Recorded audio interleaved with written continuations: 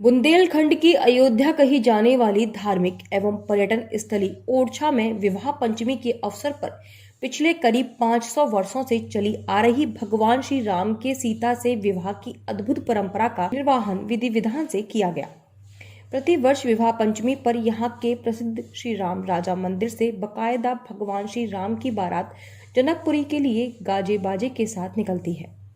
बारात में राम राजा अपने अनुजों के साथ सुशोभित रहते हैं और सारे ओरछा नगर के अलावा बाहर से आए देशी विदेशी श्रद्धालु व सैलानी पूरे उत्साह से बाराती के रूप में जनकपुरी की ओर प्रस्थान करते हैं। जनकपुरी में राम सीता का पाणी ग्रहण संस्कार संपन्न होता है। तदुपरांत बारात वापस रामलला के महल रूपी मंदिर के लिए प्रस्थान करती है। पिछले 500 सालों से हर साल ओरछा वासी भगवान श्री राम को मानव स्वरूप में मानकर पूरी धूमधाम से उनका जन्मोत्सव व विवाहोत्सव मनाते हैं।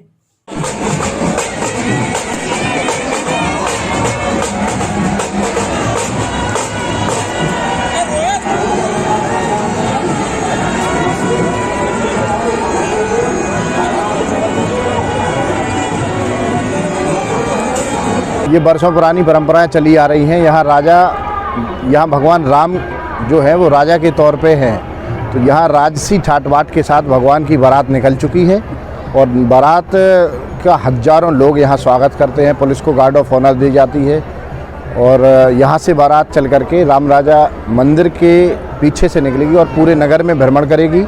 इसके बाद जाकर के रात को 11 साढ़े 11 के करीब जी मंदिर में पहुँचेगी। वहाँ जाकर के भगवान का तिलक होगा।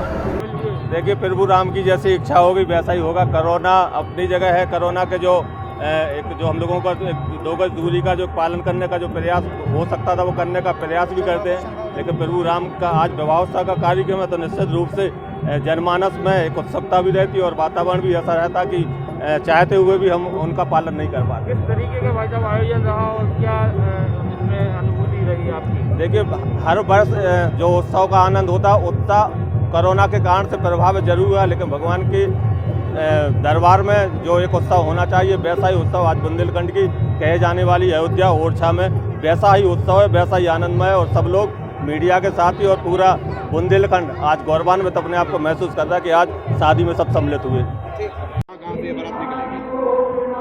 देखिए, कल जो है मंडप का आयोजन था और आज भगवान जी की बारात अभी निकली है। निकल के फिर जो है सीता जी के दरवाजे के ऊपर जो है वो टीका भी होगा और हमें खुशी है कि हिंदुस्तान में नहीं बल्कि पूरे दुनिया में एक ही ऐसा स्थान है ओरछा रामलाल सरकार की जगह जहां कितने भी बड़े वीवीआईपी कोई गार्ड ऑफ ऑनर नहीं होता। यहाँ गार्ड ऑफ ऑनर होता है तो राजा राम जी के रूप में चारों पहर भगवान राम को होता है। इस बारात को देखना आयोजन करने का मौका मिला मेरे को, लेकिन कोरोना काल में अभी जिस तरह से इस साल हमारे को सभी आयोजनों को बंद करना पड़ा है, लोगों को परेशानी हुई है, लोगों की भावनाओं को परेशानी हुई है, लेकिन हमने व्यवस्था पूरी करने की कोशिश की है। उसको बारात को और आयोजन को छोटे से छोटा करने की कोशिश की है, जिससे कि उसमें पंगत को हमें बंद करना पड़ा। पूरा आयोजन हम नहीं कर पा रहे थे और इसमें पूरी हमने व्यवस्था लगाई है। एसपी महोदय, पुलिस की पूरी व्यवस्था है, मास्क और बाकी लोगों के लिए भी व्यवस्था करी गई है। तो झांसी नगर निगम के सभासद के पिता की गोली मारकर हत्या कर दी गई। घटना की सूचना मिलते ही भारी पुलिस बल तथा पुलिस के आला अधिकारी मौके पर पहुंचे। दरअसल नगर निगम के वार्ड नंबर 10 के सभासद पुष्पेंद्र यादव के पिता आजाद यादव शाम को खेत से घर की ओर लौट रहे थे। जब वे नया गांव पुलिया के पास पहुंचे तभी कुछ युवकों ने उन्हें गोली मार दी और मौके से भाग निकले। गोली लगने से आजाद यादव की मौके पर ही मौत हो गई।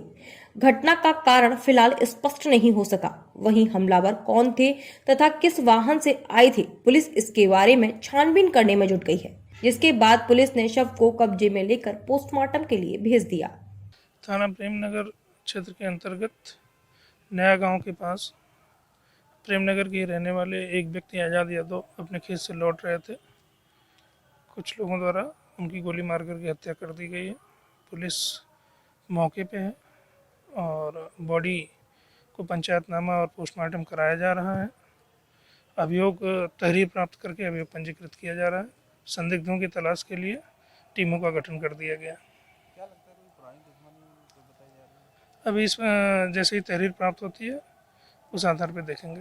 उत्तर प्रदेश में अपराध का ग्राफ थमने का नाम नहीं ले रहा। लगातार एक के बाद एक हो रही घटनाओं ने पुलिस की मुस्तैदी की पोल खोल कर रख दी है।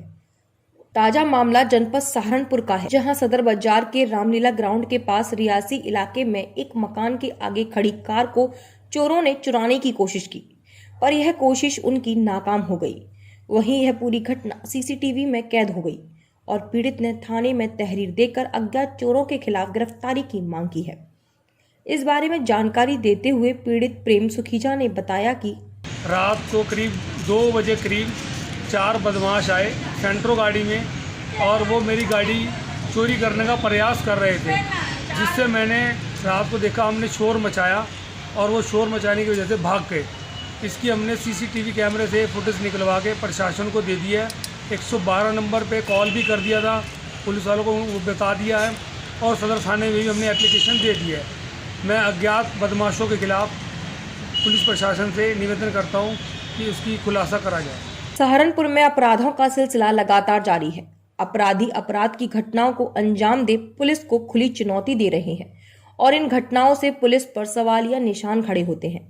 ताजा मामला सहारनपुर के देवबंद थाना इलाके के भायला गांव का है, जहां पर बीते 15 दिसंबर को घर से अचानक गायब हुए 13 वर्ष के मासूम कार्तिक का संदिग्ध अवस्था में शव गन्ने के खेतों में मिला। शव पर ईंट से गहरे वार किए गए थे और पूरा शरीर खून से लथपथ था। शव को देखकर लग रहा था जैसे मासूम के साथ दुष्कर्म के बाद उसकी हत्या कर दी गई है। सूचना के बाद मौके पर पहुंची पुलिस ने कार्तिक के शव को कब्जे में लेकर पोस्टमार्टम के लिए भेज दिया। वहीं परिजनों ने किसी भी तरह की रंजिश से इनकार किया है। बताया जा रहा है कि 15 दिसंबर की दोपहर को करीब 2 बजे कार्तिक घर से खाना खाकर खेलने के लिए निकला था, लेकिन वापस नहीं लौटा। इधर उधर ढूंढने के बाद परिजनों ने पुलिस को सूचना दी, जिसके बाद पुलिस ने 16 दिसंबर को कार्तिक की गुमशुदगी की रिपोर्ट दर्ज की और उसकी तलाश में जुट गई, लेकिन पुलिस को कार्तिक का शव खून से लथपथ मिला। फिलहाल पुलिस इस पूरे मामले की जांच में जुट गई है। वहीं संबंधित मामले में एसपी ग्रामीण अतुल शर्मा ने कहा कि देवबंद थाना क्षेत्र में भायला गांव पड़ता है। वहाँ कल रात सूचना मिली थी कि ईख के खेत में एक नाबालिग बच्चे की जो है डेड बॉडी मिली है। तुरंत ही मौके पर फॉरेंसिक टीम को और थानाध्यक्ष थाना की टीम को रवाना किया गया। लड़के का जो है शव का रात ही में पोस्टमार्टम कराया गया और इसमें मुकदमा लिखकर विवेचना की जा रही है और जो भी निकल के आएगा उसमें उसके आधार पर हम आगे कार्रवाई करेंगे। परिवार वालों से कोई रंजिश वगैरह की बात बताइए, कुछ किस तरह की कोई? नहीं, परिवार वालों से इस बारे में बात की गई। उन्होंने बताया उनकी कोई रंजिश नहीं है। कितने दिन से सर गायब था? ये बच्चा जो है 15 तारीख को गायब हुआ था और 16 तारीख को इसके परिजनों द्वारा थाने पर आकर इसकी शिकायत की गई थी। झांसी में जब हल्का कोहरा छाया तो इसी बीच झांसी कानपुर हाईवे पर थाना बड़गांव अंतर्गत ग्राम बचावली के सामने ज्ञान स्थली पब्लिक स्कूल के पास सवारियों से भरी बस सामने से आ रहे एक ट्रैक्टर से टकरा गई। आमने सामने हुई इस जोरदार भिड़ंत में 3 लोग गंभीर रूप से घायल हो गए और एक की मौके पर ही मौत हो गई। मृतक का नाम मिथिलेश वाल्मीकि ग्राम बंगरा निवासी बताया जा रहा है। इसके अलावा आधा दर्जन सवारियों को भी मामूली चोट आई। सूचना पर पहुंची पुलिस ने सभी घायलों को मेडिकल कॉलेज भेजा और उनका उपचार किया। थाना बड़ागांव क्षेत्र झांसी में एक ट्रैक्टर ट्रॉली में एक टूरिस्ट बस ने टक्कर मार दिया था। इसमें ट्रैक्टर ट्रॉली पे सवार एक व्यक्ति की मृत्यु हो गई थी और 3 लोग घायल हो गए थे। बस में सवार व्यक्तियों को चोटें नहीं आई थी और बस डैमेज हो गई थी। एक दूसरी बस मंगवा करके उनको उनके गंतव्य स्थान पर रवाना किया जा रहा है और मुकदमा पंजीकृत करके कार्रवाई की जा रही है। भाई जैसे खून के पवित्र रिश्ते को दूसरे भाई ने दागदार कर दिया। जहां एक भाई दूसरे भाई की सलामती की दुआएं किया करता है, वहीं दूसरी ओर हवस के चक्कर में एक भाई ने अपने भाई को मौत के घाट उतार दिया। दरअसल पूरा मामला जिला अलीगढ़ के कोतवाली ग्लास के गांव खिरावर का है, जहां बीते दिनों एक भाई द्वारा तहरीर दी गई थी, जिसमें बताया था कि देर रात को बाइक सवार 2 भाइयों में किसी अज्ञात व्यक्ति ने गोली मार दी, जिसमें एक भाई की सर में गोली लगने से मौत हो गई। मृतक अपने छोटे भाई के पेट दर्द की दवा दिलाकर घर वापस लौट रहा था और घर से 50 मीटर पहले ही आरोपियों ने घटना को अंजाम दिया। एसपी ग्रामीण ने पूरी घटना का सनसनीखेज खुलासा किया है। एसपी ग्रामीण ने पूरी घटना का सनसनीखेज खुलासा किया है। पूरे मामले पर जानकारी देते हुए एसपी ग्रामीण शुभम पटेल ने बताया कि सुरेंद्र हत्याकांड में उसके भाई के द्वारा अपने भाई की हत्या की गई थी। मृतक की पत्नी से छोटे भाई श्यामवीर के अवैध संबंध थे। 13 तारीख में एक युवक की हत्या हुई थी जिसमें उसके सर पर गोली लगी थी और इस संबंध में जो थाने पर मुकदमा धारा 302 में पंजीकृत किया गया। जो मरने वाला है उसका नाम था सुरेंद्र पुत्र विशंबर।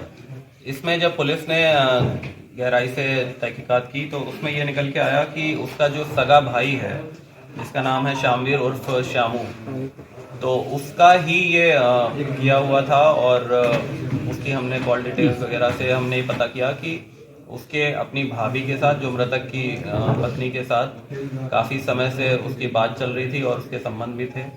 तो इसी कारणवश उसने अपने बड़े भाई की वहाँ पर खेत के पास ले जाकर उसको गोली मारकर उसकी हत्या की। मुख्यमंत्री योगी आदित्यनाथ ने वीसी के माध्यम से अलीगढ़ की स्वयं सहायता समूह की महिलाओं से संवाद किया। साथ ही जिला प्रशासन अलीगढ़ के निर्णय को पूरे प्रदेश में लागू करने की बात कही। दरअसल अलीगढ़ जिलाधिकारी चंद्रभूषण सिंह के नेतृत्व में सीडीओ श्री अनुनय झा के द्वारा एक अभिनव पहल की शुरुआत अलीगढ़ में की गई थी, जिसको लेकर जिला अलीगढ़ सुर्खियों में आ गया। यही कारण है अलीगढ़ प्रशासन की पूरे प्रदेश में जमकर प्रशंसा हो रही है। प्रदेश के मुख्यमंत्री ने अलीगढ़ प्रशासन की मुहिम को पूरे प्रदेश में लागू करने की बात खुद वीसी के जरिए कही। आपको बता दें, डीएम चंद्रभूषण सिंह व सीडीओ झा के द्वारा सामुदायिक शौचालय की देखरेख व साफ सफाई हेतु स्वयं सहायता समूह की महिलाओं को 6,000 रुपये मासिक मानदेय पर रोजगार दिए जाने की योजना बनाई थी, जिसके बाद बहुत सी महिलाओं को रोजगार मिला। अलीगढ़ प्रशासन के निर्णय को मुख्यमंत्री ने वीसी के माध्यम से पूरे प्रदेश में लागू किया है। जी बताइए। मेरा नाम गौरा देवी है। मैं श्री राम स्वयं सहायता समूह से कार्य करती हूँ। मुझे कोटे की उचित दर की दुकान मिली है, उससे मैं अपना परिवार चलाती हूँ और मुझे NIC ऑफिस से मुख्यमंत्री से बात करने का अवसर मिला है और मैं उनको बहुत बहुत धन्यवाद देती हूँ और मेरा रोज़गार लगाया है उन्होंने। आज माननीय मुख्यमंत्री जी ने अलीगढ़ में लगभग 4,41,75,000 के CIF, RF, VO fund, revolving fund ये सब दिया है मुख्यमंत्री जी ने। और अलीगढ़ के 2 महिला समूह, श्री दयानंद स्वयं सहायता समूह और श्री राम स्वयं सहायता समूह को अब इसका अभिनंदन भी किया है। दयानंद स्वयं सहायता समूह काम करती हैं सामुदायिक शौचालय के रखरखाव में और श्री राम स्वयं सहायता समूह जो है वो काम करते हैं उचित दर विक्रेता के कार्य में। और इसका अभिनंदन करते हुए माननीय मुख्यमंत्री जी ने जिला प्रशासन को ये निर्देश दिया है कि इन महिला समूह को और सशक्त करके इनकी आय में वृद्धि और इनके स्टैंडर्ड ऑफ लिविंग में इम्प्रूवमेंट पे हम लोग कार्य करें।